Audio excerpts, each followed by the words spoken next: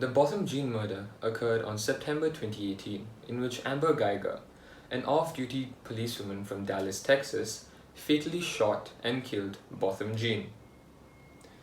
Amber thought she had entered her own home and perceived Botham, who was also in her home, to be a robber, thereby granting her the permission to defend herself by killing Botham Jean.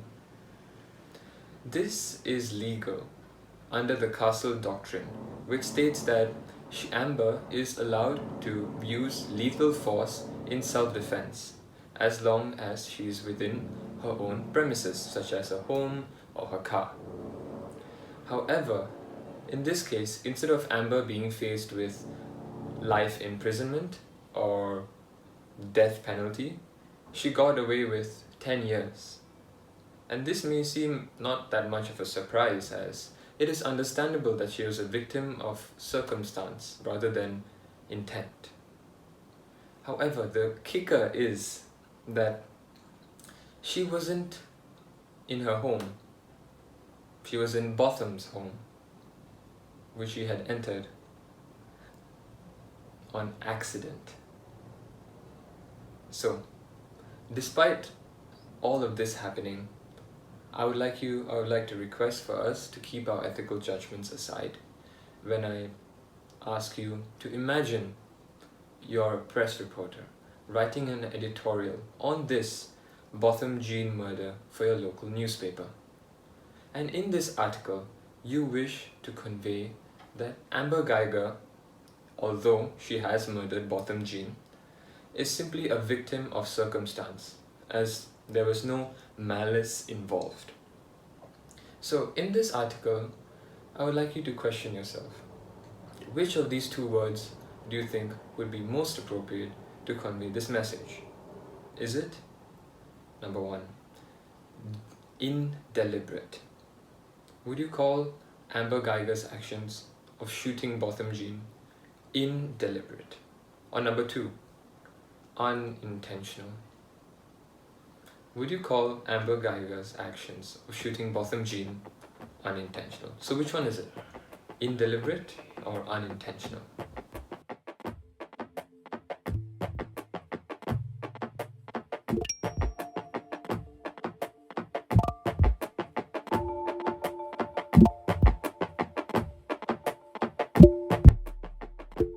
Now, before we go on attributing the words indeliberate or unintentional to Botham Jean's murder, I think it is particularly wise to review the definitions of these words in the first place.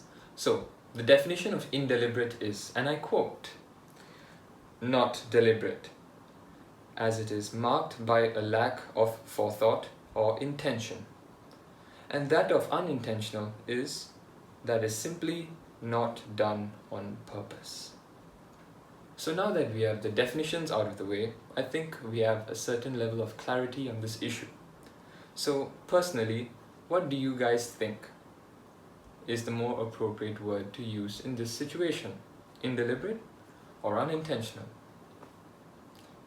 Well, the answer is indeliberate. Why? Indeliberate implies, as it said in its definition, a lack of forethought, which suggests that there is a lack of a certain level of conscientiousness possessed by Amber Geiger when she decided to pull her gun on Botham Jean, possibly causing grievous hurt or even killing him. And this action was obviously unwise of her to do, as she was not even in the right house at that time. But hold on a second, why can't we use the word unintentional? Well, I'm glad you asked. Unintentional just simply means it was not done on purpose. However, in this case, was her action really not done on purpose?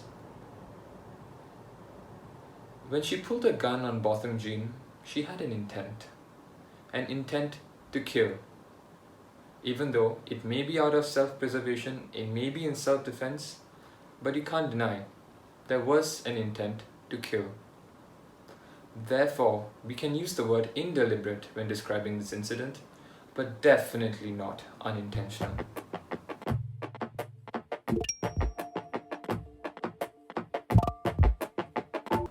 is interesting to note the difference in our speech to children, as let's say compared to adults. When we talk to children, we are usually mindful, hell, even cognizant of our rhetoric, our tone, and the connotations of the words we use. For example, if I were to say something like this to a child, Bhadran, sit down. Yo. I have looked at your recent write-up and I have to say that the suggestions you proposed were, what's the word for it? Silly. Was silly at best. So I hope that next time you can put in some more effort into it, yeah? Now that seemed pleasant enough. What about this? Bhadran, take a seat. Yo. Bhadran, I've looked at your essay and I'm quite stunned to note that some of his suggestions that you proposed are, what's the word for it? Stupid. So I want you to think about what you've done, think about the essay, and maybe get back to me next time with a better one. From this example, it is evident that people use conversation exclusively as a medium of the transfer of information, while not focusing on how their ideas are packaged by using precise language.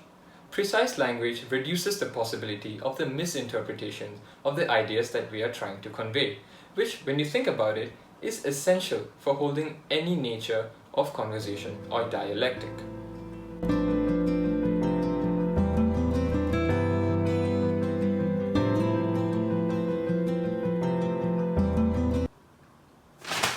Dear Sir, I believe you have committed a blunder. Your suggestions, although may work in a perfect world, our world is far from ideal. In conversations, our interlocutor need not understand the nuances of every single word that we use, but must rather understand the gist of the message that we're trying to convey. Furthermore, it is interesting to note that by limiting our conversational vocabulary through the words that you graciously have chosen for us, you are in fact infringing on our right to the freedom of speech, which normally should be exercised to its fullest extent. And although it is true that people have a certain confirmation bias and will lean towards whatever opinion they naturally themselves agree with, it is simply untrue, or rather, even false, to say that there is no use in being precise in our language just because we can't control how people interpret what we say. Now, to illustrate this, I'm going to give you an example. I'm sure you all have heard of synonyms, words that have similar meanings, but the word similar there implies a difference. Let's say we take two synonyms, the words wrong and incorrect, and we use them interchangeably, giving utter disregard to any difference in their definitions or meaning. And although in this case, the words wrong and incorrect have a similar meaning, they have very stark differences, and using them improperly at places they do not belong can actually change the meaning of your whole sentence. Now let me give you another example which actually happened to me. So it was another day in class. My teacher was walking around checking on our work when she suddenly stopped at me. She looked at my workbook, she spotted my mistake, and she said, "Wrong!" So from this example, doesn't the word wrong seem a bit out of place? Wouldn't a better word be incorrect?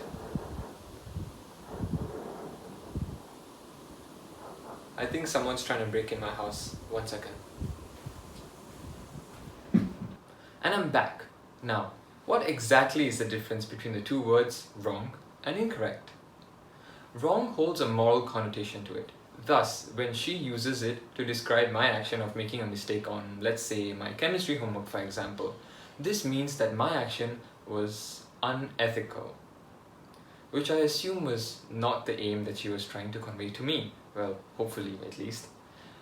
On the other hand, when I use the word incorrect to describe my mistake, it is, well, precisely used, because it merely describes the state of affairs at that time, which is that I have committed an error in judgment. Now, with this distinction out of the way, we can move on. We can never guarantee that people from all walks of life, with different backgrounds and diverse interests, will interpret what you say, will interpret your ideas in the same way, because, well, people are different. However, is that even the main aim of using precise language? No. The main aim of precise language is not to ensure that there's only one objective interpretation to your ideas, but rather there's a general interpretation that will narrow down the list of interpretations. Boy, I'm using the word interpretation a lot. That will narrow down the list of interpretations of your idea so that people can find common ground when discussing your ideas, which is always good.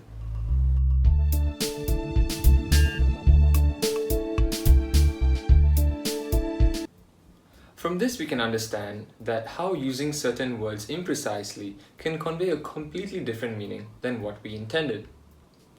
Now, we have to be aware and keep thinking about the everyday words and phrases whose meanings and definitions we take for granted. Furthermore, we should also be cognizant about how using certain words in our day-to-day conversations can actually convey much more about yourself than what was intended.